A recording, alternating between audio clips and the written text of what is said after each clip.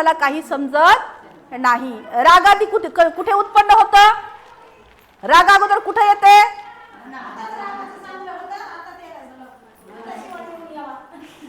राग अगोदर कुठे उत्पन्न होतो? मनामध्ये अगोदर निर्माण होतो. आणि मग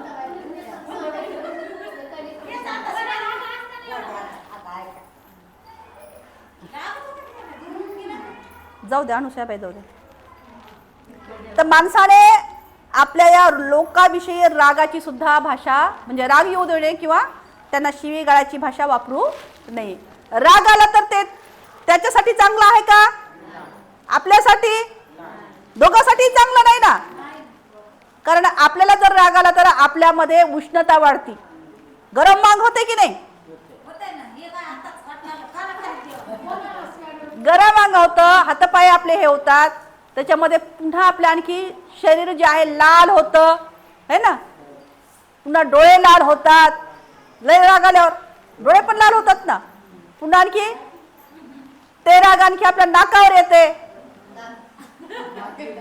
नाक लाल जरत होते, त्यातल्या त्यात पुन्हा नाकाच्या पुढ्या सुद्धा होतात का नाही अशा खूप राग आल्यावर. आणि मग आपल्या हृदयाची ठोके सुद्धा काय होतात? वाढल्या जातात खूप राग आल्यावर. आणि त्याच्यामध्ये कुणाला अटॅक सुद्धा येऊ शकतो. मग राग चांगला आहे का? समोरच्यावर पण चांगला नाही, आपल्या शरीरासाठी बी चांगला नाही. आणि त्याच्यातून काही उपाययोजना निघणार आहे का?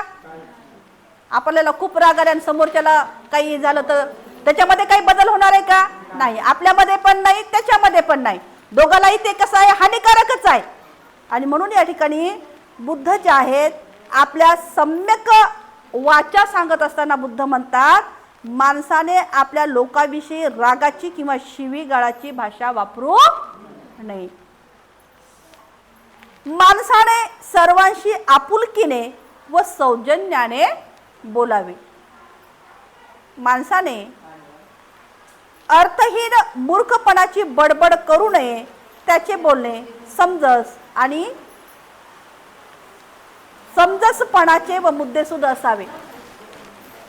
आता काय सांगितलेलं आहे? माणसाला जर बोलायचं असेल तर मुद्दा धरून बोललं पाहिजे, नाहीतर शेंडा एकीकड बुड एकीकड आणि व्यर्थ बडबड असेल तर ते कोणी ऐकून घेईल का?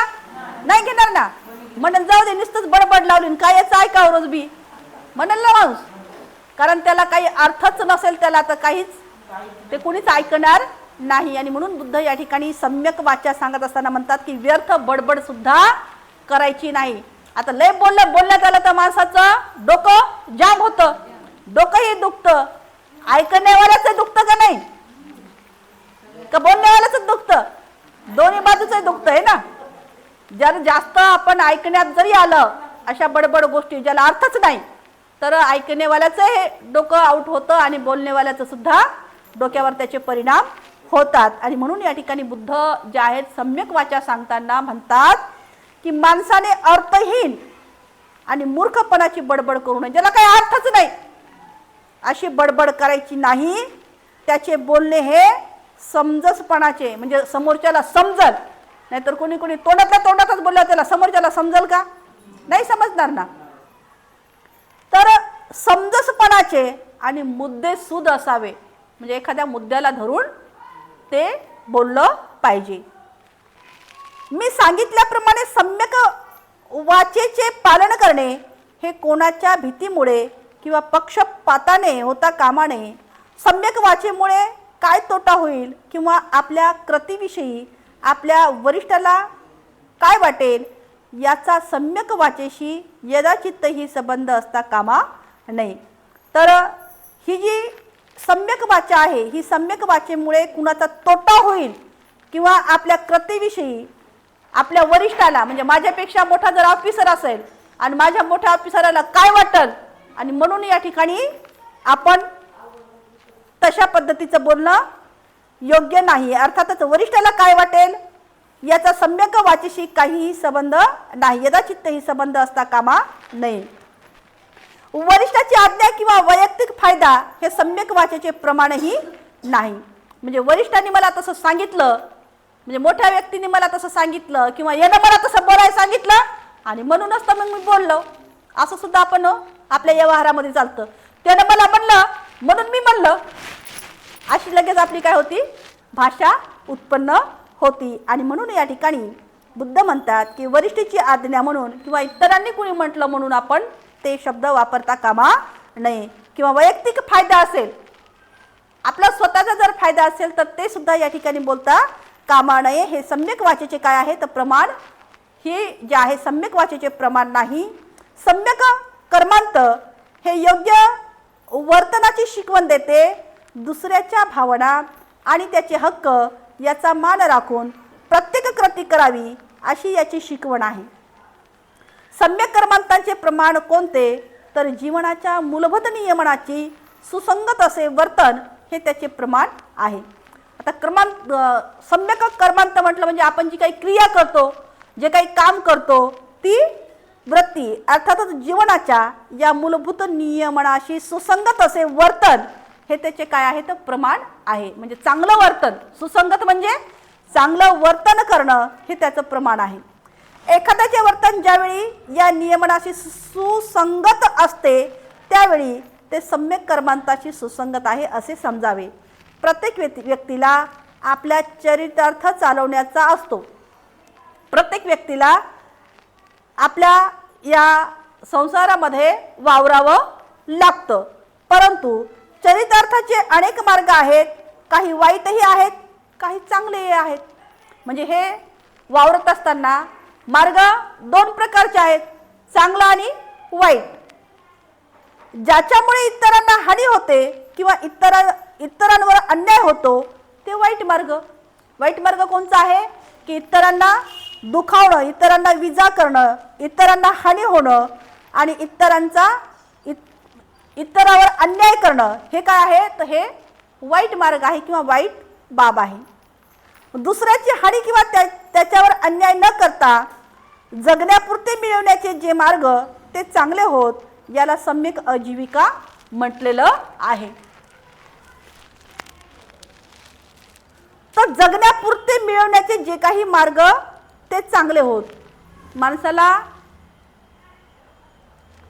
आपल्या संसारामध्ये वावरत असताना काही गोष्टीची आवश्यकता असते आणि मग आपण काही बाबी पूर्तता करण्यासाठी आपण बाहेर पडतो आणि त्या पूर्तता करण्यासाठी जर चांगल्या मार्गाने त्या गोष्टी जर मिळवल्या तर त्याचं फलित आपल्याला मिळतं आणि वाम मार्गाने जर त्या बाबी आपण निर्माण केल्या तर त्याला वेगवेगळे मार्गही निघतात.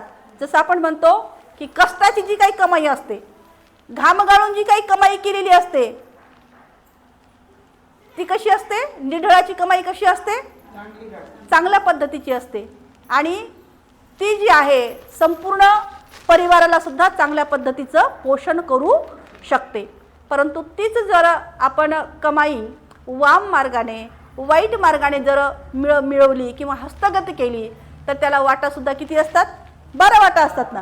वेगवेगळे वाम मार्ग त्याला लागतात, वेगवेगळे व्यसनं लागतात, कारण त्याची कष्टाची कमाई असते का ती नसते, घाम गाळलेली असते का नसते आणि कष्टाच्या कमाईला जी असते ती बरकती सुद्धा असते. परंतु या ज्या गोष्टी आहेत, जेवढी कमाई आपण वाम मार्गाने करू त्याला वाटा सुद्धा तशाच पद्धतीच्या असतात. आणि म्हणून या ठिकाणी बुद्धाचं जे तत्वज्ञान आहे हे तत्वज्ञान हेच सांगतं की जगण्यापुरते मिळवण्याचे जे मार्ग ते चांगले होत, याचा सम्यक आजीविका असं म्हटलेलं आहे. सम्यक व्यायाम म्हटलं म्हणजे अविद्या नष्ट करण्याचा प्राथमिक प्रयत्न होय. अविद्या नष्ट करणं म्हणजे या दुःखदायक कारागृहातून बाहेर जाण्याच्या या दारापर्यंत पोहोचून पुढील मार्ग मोकळा करणे होय. सम्यक व्यायामाचे सुद्धा या ठिकाणी 4 हेतू असतात. या अष्टांग मार्गाशी विरोधी अशा या चित्तवृत्तीचा प्रतिरोध करणे हा एक हेतू आहे. अशा या प्रकारच्या ज्या चित्तवृत्ती अगोदरच उत्पन्न झाल्या असतील तर त्या दाबून टाकणे हा दुसरा हेतू होय. अष्टांग मार्गाला आवश्यक अशा या चित्तवृत्ती उत्पन्न करण्यास माणसाला सहाय्य करणे हा तिसरा हेतू होय. अशा प्रकारच्या ज्या चित्तवृत्ती अगोदरच अस्तित्वात आल्या असतील त्याची वहाळ आणि विकास करणे हा चौथा हेतू होय. सम्यक स्मृतीला जागरूकपणा व विचारीपणा याची आवश्यकता असते. मनाची सतत जागृती हा त्याचा अर्थ होय. दुष्ट वासनावर मनाचा पहारा ठेवणे हे सम्यक स्मृतीचे दुसरे नाव होय. स्मृती म्हणजेच आठवण. स्मृती म्हणजे काय? आठवण. सदोदित आपलं चित्त जे आहे आपल्या सोबत असणं. अर्थातच जर आपला एखादा हात जरी हालत असेल तर त्याच्याकडे सुद्धा आपलं लक्ष केंद्रित पाहिजे की माझा हे हात नेमका कोणत्या कारणाने हलायला आहे. एवढं सूक्ष्म आणि बारीक आपलं या ठिकाणी स्मृती म्हणजे आपली आठवण पाहिजे की सम्यक स्मृतीला जागरूकपणा. सम्यक स्मृतीला काय असलं पाहिजे? जागरूक अवस्थेमध्ये आपण पाहिलं पाहिजे की ती जागरूक अवस्था आणि विचारीपणा याची आवश्यकता असते.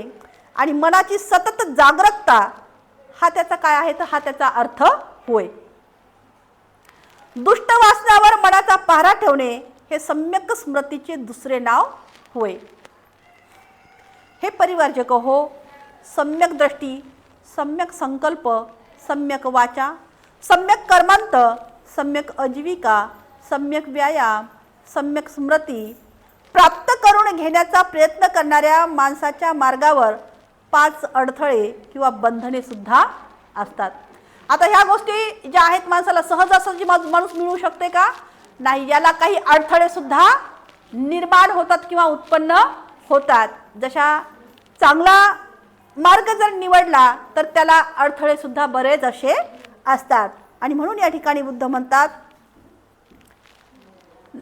की याला काय अडथळे आहेत. मग याला अडथळा नेमके काय आहेत? जसं आपण या ठिकाणी जर शेतामध्ये जर काही धान्य लावलं, शेतामध्ये आता धान्य आलंही असेल, धान्य काही काही ठिकाणी शेतामध्ये आलेही असतं. कोण जाते आपल्याकडे शेतामध्ये निंदायला खुरपायला? तर निदान आपल्याला माहीत तरी आहे की या ठिकाणी शेतामध्ये धान्य आलेले आहेत. धान्य आलेलं आहे. आता ते धान्य जर वाढू द्यायचं असेल, धान्याला जर वाढू द्यायचं असेल तर त्याला आजूबाजूचं आपल्याला काय काढावं लागते? तण काढावं लागते, है ना? नाही तर मग शेत तणानं नाश पावते, है ना? ते धान्यच येऊ देत नाही ना. त्याच्यामुळे आपल्याला ते तण काढून बाजूला फेकावं लागेल. आणि मग आम्हाला या ठिकाणी सम्यक स्मृती, सम्यक स्मृती, सम्यक दृष्टी, सम्यक संकल्प, सम्यक वाचा, सम्यक कर्मांत, सम्यक आजीविका, सम्यक व्यायाम आणि सम्यक स्मृती ह्या सगळ्या ज्या गोष्टी जर आम्हाला निर्माण करायच्या असतील तर या माणसाच्या मार्गावर सुद्धा असे अडथळे आहेत. मग काय अडथळे आहेत पहा. पहिला अडथळा आहे लोभ. पहिला अडथळा काय आहे? लोभ. लोभ उत्पन्न झाला की आपल्या ह्या गोष्टी आपण निर्माण स्वतःमध्ये करू शकत नाही. दुसरा आहे द्वेष. आम्हाला सांगितलेलं आहे की सम्यक वाचा असली पाहिजे. काय सांगितलं आहे बुद्धाने? सम्यक वाचा असली पाहिजे. इकडं माझ्याकडे द्वेषच उत्पन्न झालाय तर मला शब्द चांगले येतील का माझ्या वाणीवर? नाही येणार. दूषितच शब्द उच्चारणं होतील. कारण मनामध्ये आधी उत्पन्न झाले, नंतर द्वेष उत्पन्न झाला. द्वेष कधी उत्पन्न होतो? मनामध्ये अगोदर उत्पन्न होतो. समोरचा व्यक्ती दिसला की लगेच आपल्याला राग येतो. त्या व्यक्तीबद्दल आपल्या मनामध्ये द्वेष असतो आणि द्वेष असणाऱ्या व्यक्तीबद्दल आपल्या जिभेवर सम्यक वाचा येईल का? शब्द चांगले येतील का गोडीचे? नाही येणार. तर मग हे एक अडथळा आहे ना आपल्यामध्ये. अडथळा आहे की नाही? हे मग काढून फेकावं लागेल ना, तेव्हा तर ते उत्पन्न होईल दुसरं, हो की नाही? दुसरं आहे आळस. आळस आहे. आळस जर असेल तर काहीच गोष्टी आपल्याला मिळू शकणार नाही. आज जर आपल्याला आळस असला तर आमच्या इथे बऱ्याच उपासिका अशा आहेत की कामाला जाणाऱ्या आहेत, परंतु काम करून सुद्धा या ठिकाणी त्या श्रवण करण्यासाठी येतात. जर या ठिकाणी आमच्या टोंगरस ताईला वाटलं असतं तर मी खूप काम केलं तर थोडंसं विसावं घ्यावं, तर हे चांगले शब्द त्यांच्या कानावर आले असते का? नसते आले. मग त्यांनी तो आळस झटकला आणि म्हणून आज हे चांगलं श्रवण करून त्या घरी जाणार. अर्थातच त्यांनी तो काय केलेला आहे? आळस जो आहे हा अडथळा फेकून दिलाय ना, म्हणून तर इथं आल्यात त्या. आळस, स्तुती है ना, 2 घास जास्त झाले, घास खाण्यात आले तर माणसाला थोडं वाटतं नाही आता थोडस झोपावं है ना, जाऊ द्या नाही तर नाही ऐकलं. काय होतं?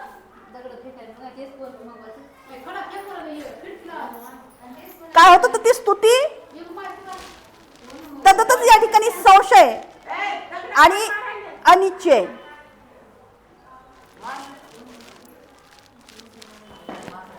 संशय आणि अनिश्चय हे ते 5 अडथळे होत आणि म्हणून हे अडथळे दूर करणे आवश्यक आहे. हे अडथळे म्हणजे बंधने होत आणि ते दूर करण्याचा मार्ग म्हटला म्हणजे काय आहे तर ते दूर करण्याचा मार्ग म्हटला म्हणजे समाधी मार्ग होय. परंतु हे परिभाषक हो, सम्यक समाधी म्हणजे समाधी नव्हे हे लक्षात घ्या.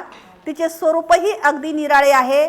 समाधी म्हणजे केवळ चित्ताची एकाग्रता. वरील 5 अडथळ्यांना अटकाव करणाऱ्या या स्वयंप्रेरित अशा ध्यान अवस्थांच्या मार्गावर ती आपल्याला नेते यात शंका नाही. परंतु या ध्यानाच्या अवस्था तात्पुरत्या असतात. त्यामुळे अडथळ्यांना केलेला अटकाव हा देखील तात्पुरता ठरतो. मनाला स्थायी स्वरूपाचे वळण लावणे हे आवश्यक आहे. अशा प्रकारचे कायम स्वरूपाचे वळण केवळ सम्यक समाधीनेच साधता येईल. या समाधीमुळे अडथळ्यांना फक्त तात्पुरता अटकाव होतो आणि म्हणून ते केवळ नकारात्मक स्थिती होय. तिच्यात मनाला वळण लावले जात नाही. सम्यक समाधी ही वास्तवात्मक असते. ती मनाला एकाग्रतेचे आणि एकाग्रतेच्या काळात कुशल होणाऱ्या अकुशल कर्माकडे आकर्षित होण्याची मनाची प्रवृत्ती ती नष्ट करते. सम्यक समाधी मनाला चांगल्या गोष्टीचा विचार करण्याची व चांगल्या गोष्टीचाच नेहमी विचार करण्याची सवय लावते. सम्यक समाधी चांगल्या कृती करण्यास आवश्यक अशीच प्रेरणा मनामध्ये निर्माण करीत असते. पुढे या ठिकाणी भगवंताचं प्रवचन सुरूच आहे आणि नंतर बुद्धाने या ठिकाणी परिभाषकाला शील मार्ग तथा सद्गुणाचा मार्ग समजावून सांगण्यासाठी सांगितलेला आहे. आणि त्या ठिकाणी भगवंतांनी सांगण्यासाठी शील मार्ग म्हणजे पुढील गुणांचं पालन करणे होय. शील, दान, उपेक्षा, नैष्कर्म, वीर्य, शांती, सत्य, अधिष्ठान, करुणा आणि मैत्री. किती झाले? कुणी मोजले? कापुरीताई ना? जेवण जास्त झाले काय की आज? लक्ष नाही वाटतं. तिकडच लक्ष आहे का? भाग घ्यायचा कसं करायचं मग? लक्ष तिकडे असेल तर काही सांगून उपयोगच होणार नाही. किती झाले? कोण सांगितले? 8 सांगितले.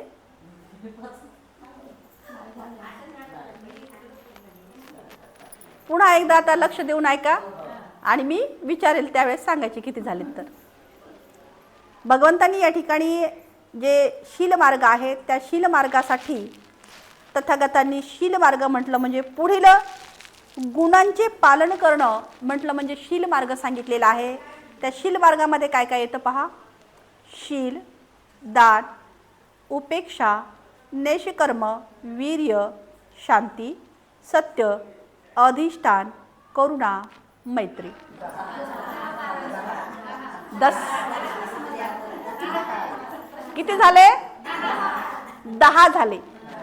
या अगोदर किती झाले होते? 8. या अगोदर किती झालते?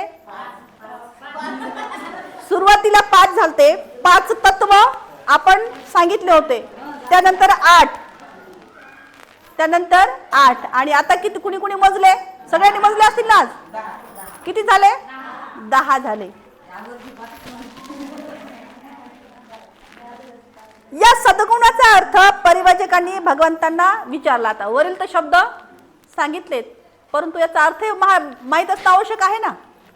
हे 10 जे शब्द उच्चारले गेलेले आहेत त्याचा अर्थ सुद्धा माहीत असणं आवश्यक आहे. आणि मग बुद्धाला परिव्राजक म्हटले. बुद्धांना या सद्गुणाचा नेमका अर्थ काय आहे? हे सद्गुण तर आहेत, परंतु त्याचा अर्थ काय आहे? त्याची इच्छा पूर्ण करण्यासाठी भगवान बुद्धांनी म्हटलेलं आहे, शील म्हणजे नीतिमत्ता. शील म्हटलं म्हणजे काय आहे? नीतिमत्ता. आपली नीती कशी आहे? चांगली का वाईट? म्हणतात ना, तिची नीती चांगली नव्हती आणि म्हणून तर असं केलेलं आहे. नीतिमत्ता कशी पाहिजे? मग शुद्ध पाहिजे, चांगली पाहिजे. अर्थातच भगवंत या ठिकाणी म्हणतात, शील म्हटलं म्हणजे काय आहे? तर नीतिमत्ता आहे. वाईट गोष्टी न करण्याकडे आणि चांगल्या गोष्टी करण्याकडे असलेला मनाचा कल. वाईट गोष्टीकडे जायचं नाही आणि चांगल्या गोष्टी स्वीकारायच्या. अर्थातच मन आपल्याला काय सांगतं? हे सगळ्या मनाचा खेळ आहे. कशाचा खेळ? हे सगळा मनाचा खेळ आहे. आणि म्हणून या ठिकाणी हा सगळ्या गोष्टी काय आहेत? मनाचा कल आहे. अपराध करण्याची लाज वाटणे, शिक्षेच्या भीतीने वाईट गोष्ट करण्याचे टाळणे म्हणजे शील. शील म्हणजेच काय आहे? तर पापभीरुता आहे. शील म्हटलं काय आहे? तर पापभीरुता आहे. नैष्कर्म म्हणजे ऐहिक सुखाचा त्याग करणं.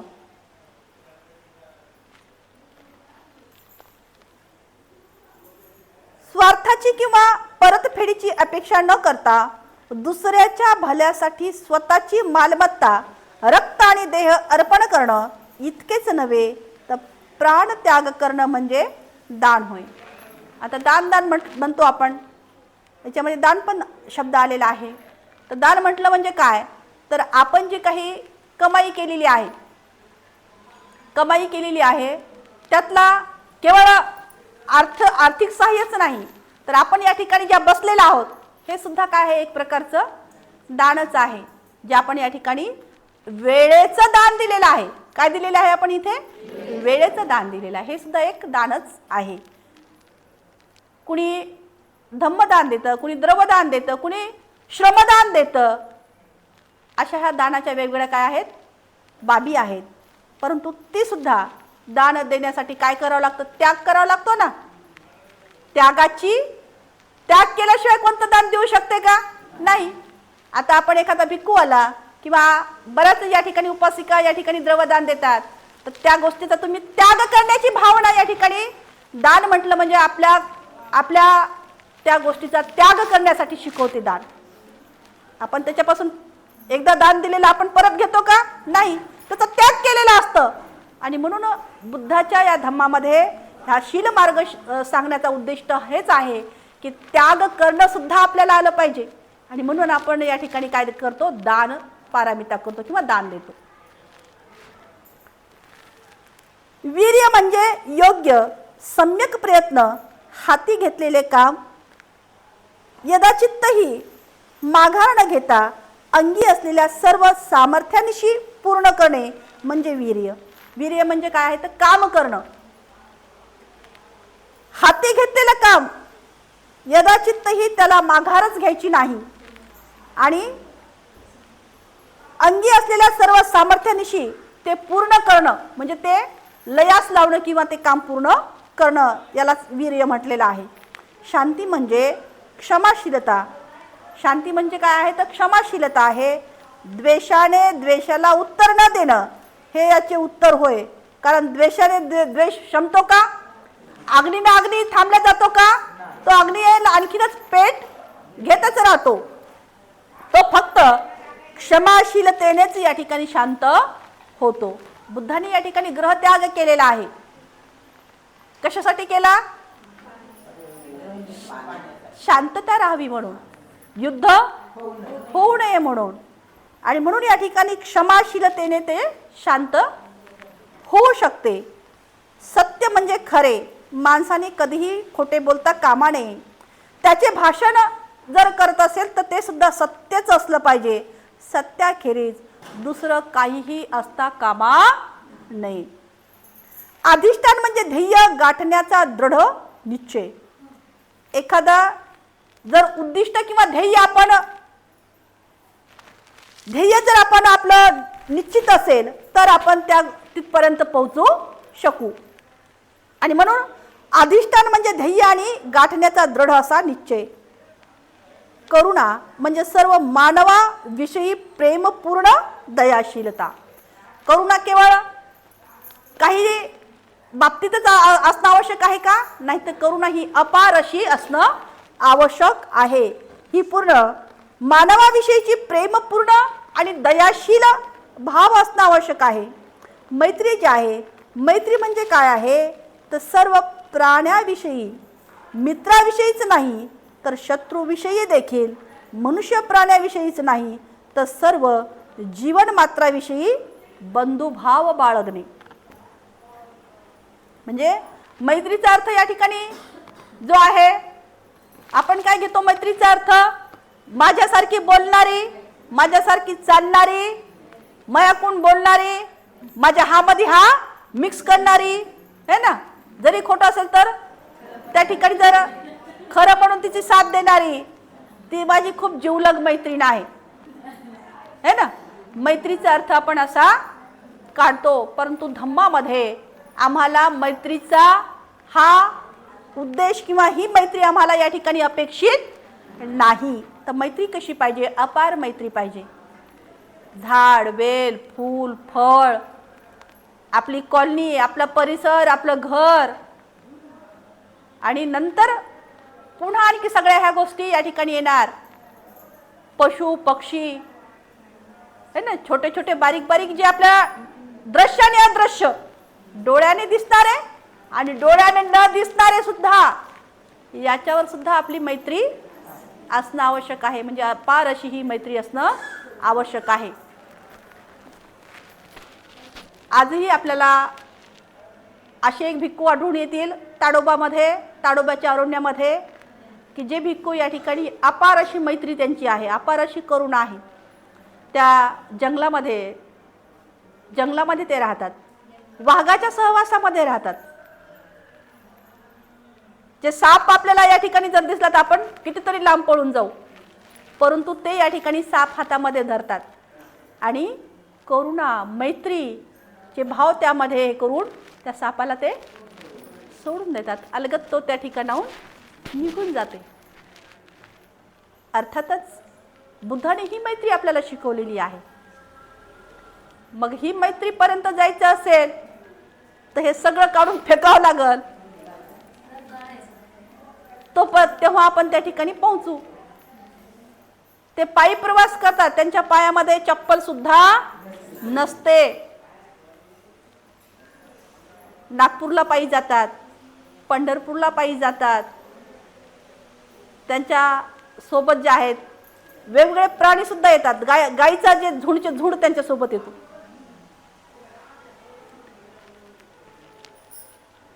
म्हणजे बुद्धाचा धम्म हा जेवढा आपण अनुसरला तेवढा या ठिकाणी कसा आहे, कमीच आहे. आणि अनुसरण्यासाठी त्याग करणं खूप आवश्यक आहे. त्यागाशिवाय कोणतीच गोष्ट हासिल होऊ शकत नाही. कशाचा त्याग करायला सांगितलेला आहे आपल्याला? सगळ्या या गोष्टीचा त्याग करणं आवश्यक आहे, तरच आपण त्या गोष्टी हासिल करू शकू. आणि म्हणून या ठिकाणी मैत्री म्हणजे सर्व प्राण्याविषयी, मित्राविषयीच नव्हे तर शत्रूविषयी देखील, मनुष्य प्राण्याविषयीच नव्हे तर सर्व जीवनाविषयी बंधुभाव बाळगणे. उपेक्षा म्हणजे उदासीनहून निराळी अशी अलिप्तता, अनासक्ती, आवड किंवा नावड नसलेली ती एक मनाची स्थिती होय. फलप्राप्तीने विचलित न होणे, परंतु निरपेक्षतेने सतत प्रयत्न करीत राहणे म्हणजे उपेक्षा. आपल्या या कुवतीनुसार प्रत्येकाने या सद्गुणाचे पालन केले पाहिजे.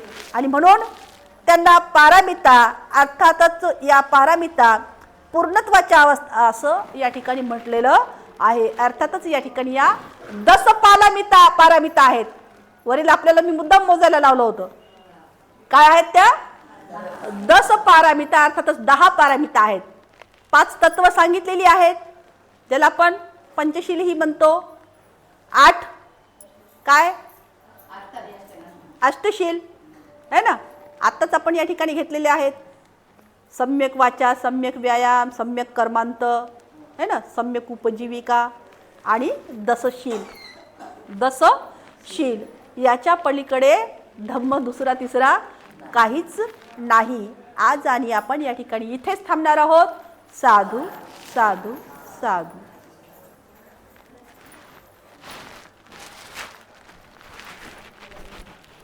प्रतिज्ञा आपण करूया. जीवसृष्टी आहे असीम, ती भवसागर पार नेण्याची. प्रतिज्ञा आपण करूया. आपणात दोष असंख्य, ते नष्ट करण्याची. प्रतिज्ञा आपण करूया. आहेत सत्य अनंत, ती पूर्ण आकलण्याची. प्रतिज्ञा आपण करूया. भगवान बुद्धांचा अतुल्य मार्ग, तो संपूर्ण साध्य करण्याची.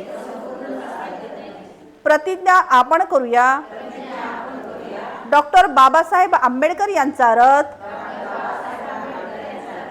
पुढे पुढे नेण्याची.